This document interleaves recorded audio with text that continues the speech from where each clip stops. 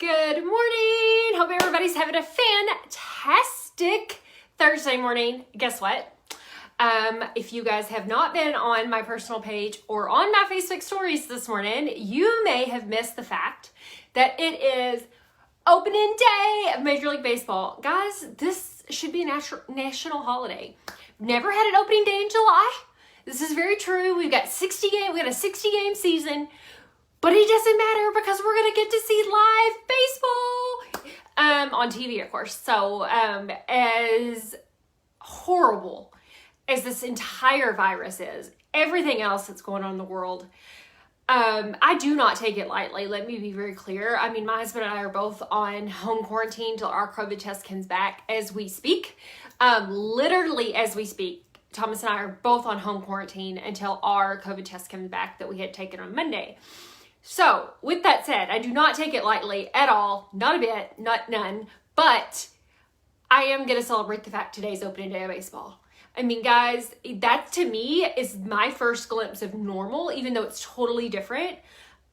Baseball to me has always been an escape. It's always been, when my coaches ask me personally, like my social media coaches and personal development and things like that, and they ask me, Amy, what do you do that makes you happy? Like, where's your spot outside of keto? And I'm like, oh, it's when I'm watching a Major League Baseball game. So that's why it's so important to me. I just wanted to share that with you guys. If you are a baseball fan, please drop what your team is in below. I mean, you're never going to guess my team, I'm sure. But go ahead. This is my favorite player's jersey. Thomas got this for me for my birthday, not this year, but last year, while we were in St. Louis, which is awesome. So let me know what your baseball team is. Drop it in the comments below. Let's share this video out. Let's give somebody something to smile about today. Kindness is in much need in Canada, the US, and in the world at this point. So let's spread some kindness. Let's share this video. We have 3 brand new prize packs that we want to mail out to 3 people who have shared this video. You can share it to other keto groups, weight loss groups, share it on your personal page. This is one you're going to want to go back to. It is going to be 3 very simple tips to where if you have been derailed off the keto train, how to get back on and stay keto in the least amount of time, and also to avoid the keto flu, because we all know that's not fun, right? So I'm going to drop those in the comments below. Cardinal Nation, yes. So my name is Amy Smith-Hightower. I'm a ketogenic meal planner and mentor who is a totally free keto community of 186,000 members, which we just changed the name to. It was Push for Your Better. It is now U, the letter U, CANKETO, You Can Keto. So please, please, please drop You Can Keto in the comments below. If you're not in there, if you're not in the party with us, please do that. Share this video out. Let's get more people over in the community so we can love on you, support you. Catherine does her Mindset Mondays in there.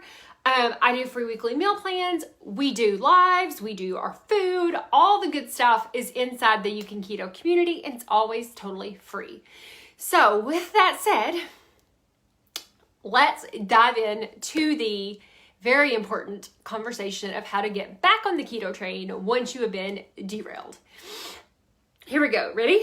Number 1, if you have consumed a large amount of sugar and carbs, you're going to have to wear those off. And what I mean by that is you're going to have to get in some movement.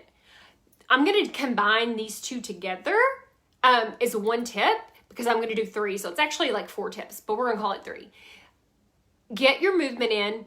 The more exercise you do, the faster you will burn through those carbs and sugars that are in your system, and you have to burn through those before your body will produce the ketones.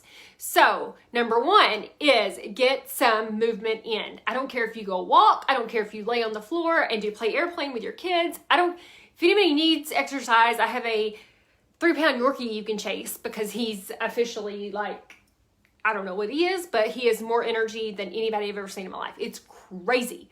So you can come chase my Yorkie. He's a blast. And when he's not chasing his brother. So that's number 1. But as you're getting movement in, you also got to be consuming lots and lots of water and put pink salt in your water. I do 1 teaspoon. I do 1 teaspoon per bottle of water just because that will help you fill up your electrolytes. It will make you feel better. It'll help you. It's almost like you're getting over a hangover. If anybody's ever had a hangover when they were young, pink salt with water, it'll work on that too. But that is a great way to, number one, keep from having the keto flu. Number two, get you right on through getting back into ketosis once you accidentally derail, okay? So that water and movement are like one tip together over here, okay? Water with pink salt and movement over here.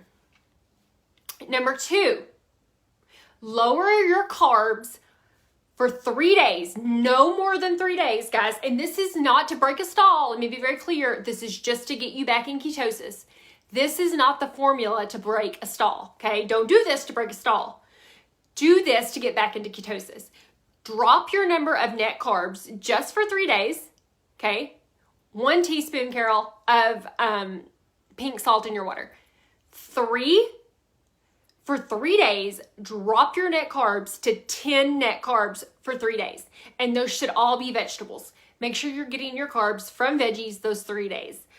So you're really gonna want to lower your net carbs to 10 for 3 days. Do not do it longer than that, but that, along with the water and the exercise, and the last tip I'm gonna give you, should get you right back into ketosis and get you back on track without the keto flu. Here it is. Are you ready? This one's huge. This one's huge. Get over it, okay? Don't live, that's number 3, is get over it. What I mean by that is don't live in the cheat. Don't live off the train. Don't get back on track, but don't beat yourself up. Decide, you know what? It happened, but don't live there, okay? When a baby's walking, I know we've heard this analogy 100 times, but when a baby first starts trying to walk, they fall, right? Does that baby say, oh, this isn't for me, I can't do it, I can't get up? No, they try again. And that is what you need to do. You've got to be relentless. You've got to decide that you want to feel better. You want to take your health back into your own hands more than you want that cupcake, more than you want anything else. You have to decide that this is what you want. Write down your reasons why. I don't care what you've got to do, but don't live in the cheat. Let it go. Don't beat yourself up. Get right back on track. Get your mindset right. Go plug into You Can Keto. If you're not in there, drop the comments. You Can Keto in the comments below, and we'll get you added. Go listen to Mindset Monday in there, Catherine's. Okay? Go dig in. Get your mindset right. Spend 3 days knowing that you're worth it. And come day 4, you're already back in ketosis. You feel good, and don't let it live there, okay? Just don't live there. It's not fun there.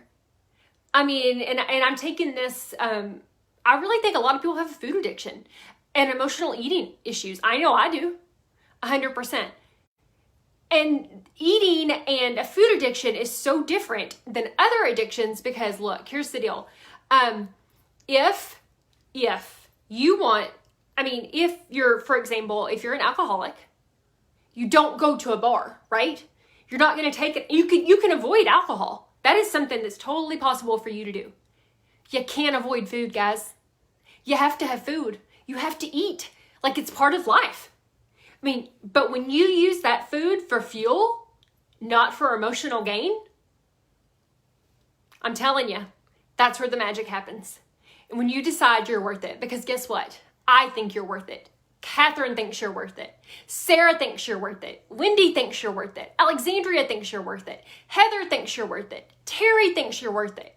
That's my entire You Can Keto team in Inner Circle, guys. We all think you're worth it. Plug into You Can Keto. If you're not in the group, drop You Can Keto in the comments below. And let me tell you, we believe in you. We will help you. But you have to take the first step. You have to decide you're worth it. We know you're worth it. But can you decide you're worth it? If you decide that you're worth it, just drop worth it in the comments below. Make a commitment. And we will see you guys on the inside at You Can Keto. Have a fantastic Thursday.